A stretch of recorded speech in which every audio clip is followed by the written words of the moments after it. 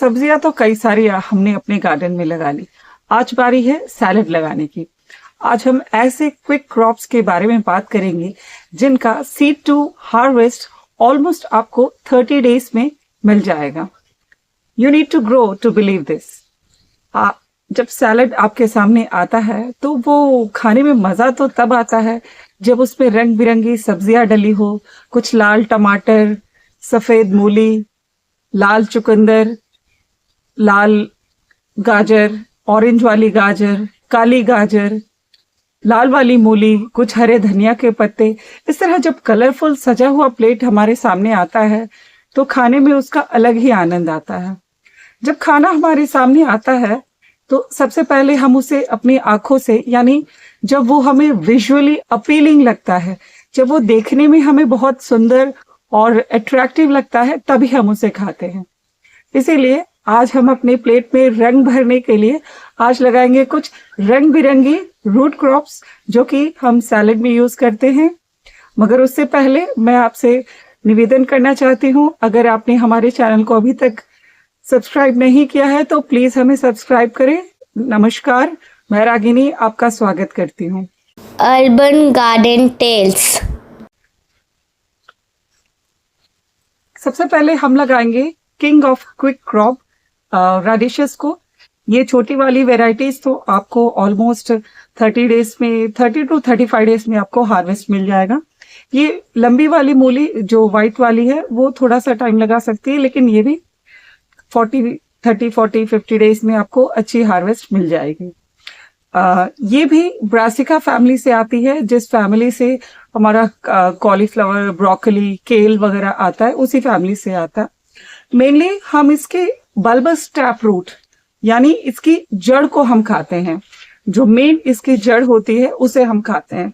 इसके लीव्स भी एडिबल होते हैं, आप इसके लीव्स भी खा सकते हैं। अब पॉट साइज की अगर हम बात करें तो ये जो छोटी वाली रेडिशेस हैं, ये वाली, इनके लिए ज़्यादा बड़ा पॉट लेने की ज़रूरत नहीं है, क्योंकि इनका साइज़ ज़्यादा बड़ा नहीं होता। 1 से 2 सेंटीमीटर, 1 से 2 इंच बड़े ही ये टेनिस बॉल के साइज़ के ही रहते हैं। तो इनके लिए ज़्यादा गहरा पॉट लेने की ज़रूरत नहीं है। इनके लिए हम लेंगे 9 से 10 इंच का पॉट। लेकिन ये जो लंबी वाली रेडिशेस है, सफ़ेद वाली, ये थोड़े लंबे हो सकते हैं। इसके लिए 12 इंच का पॉट तो ज़रूर ले। रही बात मिट्टी की, तो मिट्टी ऐसी ले जो कि वेल ड्रेनिंग लूज सॉइल हो और हाई न्यूट्रिशन हो, क्योंकि ये सब क्विक क्रॉप्स है तो हमें इन्हें दोबारा फर्टिलाइज करने का मौका शायद ना मिले, क्योंकि ये ऑलमोस्ट 30 डेज में हमें हार्वेस्ट मिल जाएगा। तो हमें दोबारा फर्टिलाइज करने का मौका ना मिले, इसीलिए जब हम सॉइल बनाएंगे ही तभी इसे बहुत न्यूट्रिशियस बनाएंगे। इस सॉइल में मैंने लिया है 40% के करीब गार्डन सॉइल और 40% मैंने लिया है वर्मी कंपोस्ट और 10% लिया है मैंने सैंड। यूजुअली अपनी मिट्टी को पोरस बनाने के लिए मैं यूज़ करती हूँ राइस हस्क की, लेकिन रूट वेजिटेबल्स के लिए मैं यूज़ करती हूँ सैंड।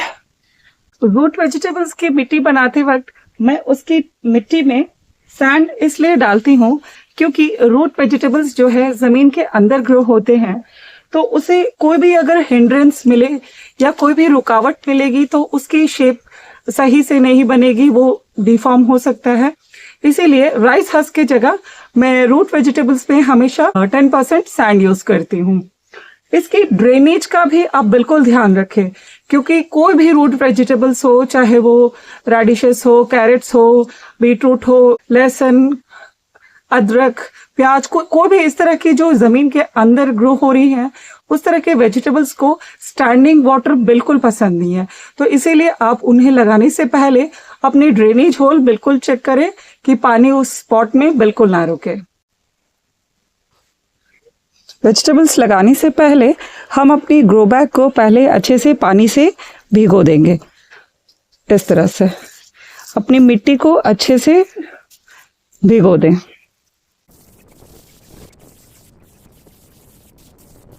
उसके बाद आप कोई भी स्टिक ले लें और देखिए इस गमले में यहाँ मैं लगाऊंगी छोटे वाले ग्लोब रेडिश, जो ज़्यादा लंबे और मोटे नहीं होते, तो इसीलिए मैं सिर्फ 2 इंच के गैप पे इस तरह स्ट्रेट लाइंस बना लूँगी। हर 2 इंच का गैप देकर देखिए इस तरह स्ट्रेट लाइंस बना लूँगी इस बैग में।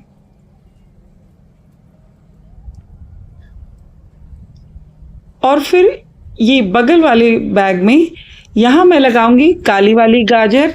ये भी देसी वैरायटी होते हैं और इन्हें भी मैं जल्दी ही पिक करूँगी, ज़्यादा इन्हें देर नहीं रखूँगी, इसीलिए इसे भी 2 इंच के गैप पे मैंने लाइंस बना लिया। लेकिन इस बड़े वाले ग्रो बैग में मैं लगाऊंगी लंबी वाली मूली और इधर पीछे लगाऊंगी लाल वाली बड़े गाजर, तो इसीलिए इन्हें 3 इंच का गैप दिया है मैंने।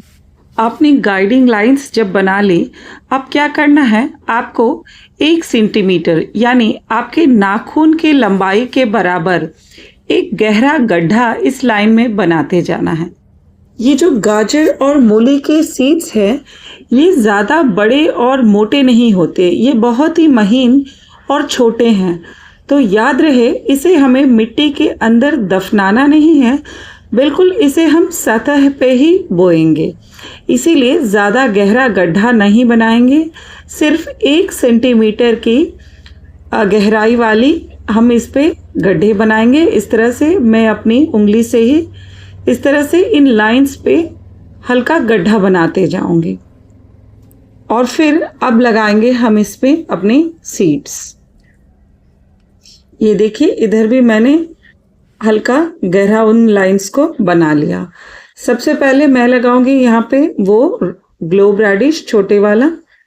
ये देखिए इनके सीड्स बिल्कुल महीन और छोटे हैं। ये जो कैरेट और रेडिशेस जो है, इनकी डायरेक्ट सोइंग की जाती है।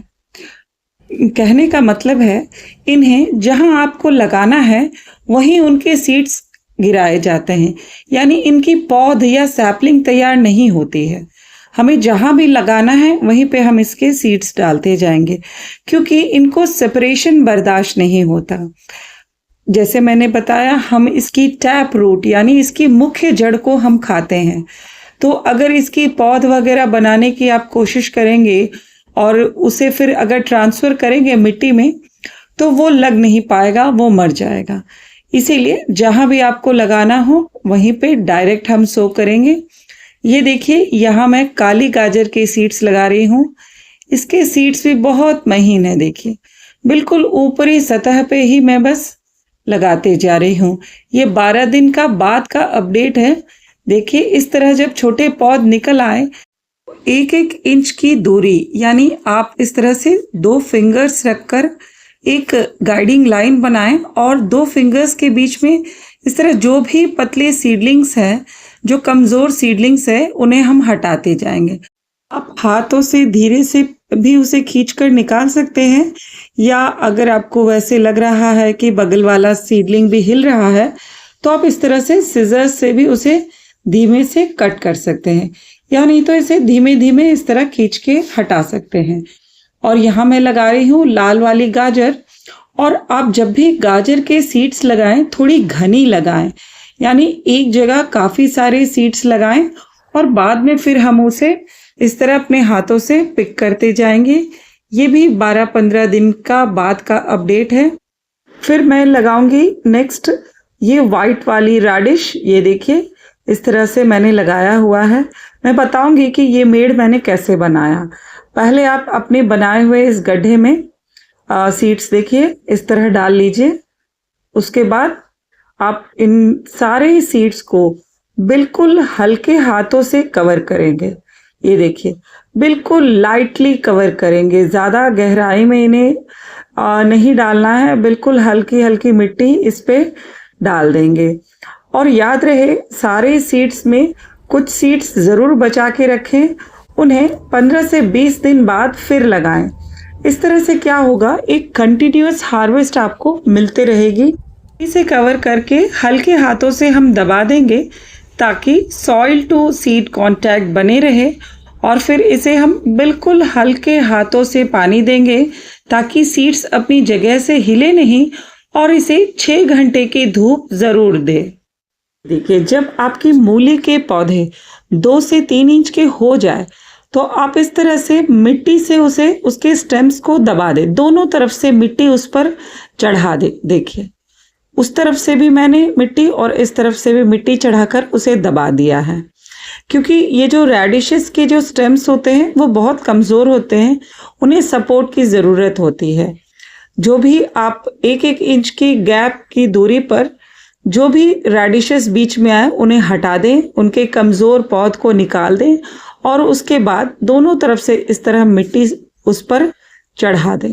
अगर आप ज़मीन में मूली लगा रहे हो तो मेड़ पहले बना ले, यानी इस तरह से मिट्टी के ऊंचे थोड़े उस ऊंचे से टीले जैसे बना ले, उसके बाद उसमें बीज बोएं। सीड्स लगा देने के बाद अच्छे से पानी दे देने के बाद उन्हें मल्च ज़रूर करें। यहाँ मैं राइस हस्क से मल्च कर रही हूँ, आपके पास सूखे पत्ते, पराली या बहुत लोग कार्डबोर्ड से भी उसको कवर कर देते हैं। मल्च करने से क्या होगा, मॉइस्चर मिट्टी में हमेशा बना रहेगा।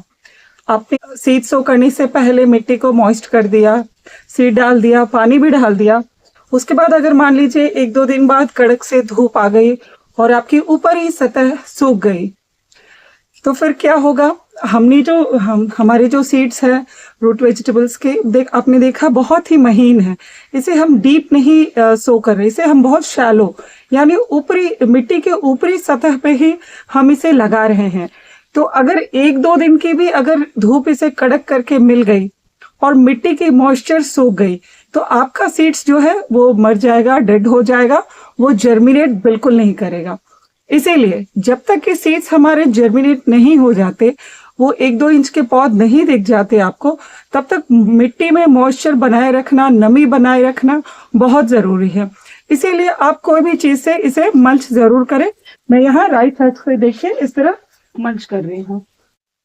क्योंकि इन पौधों की लाइफ साइकिल बहुत छोटी होती है तो इन्हें एक्स्ट्रा फर्टिलाइजर की जरूरत नहीं पड़ती, लेकिन फिर भी 15 दिन पे आप किसी लिक्विड फर्टिलाइजर जैसे लिक्विड सीवीड फर्टिलाइजर या लिक्विड मस्टर्ड केक फर्टिलाइजर दे सकते हैं।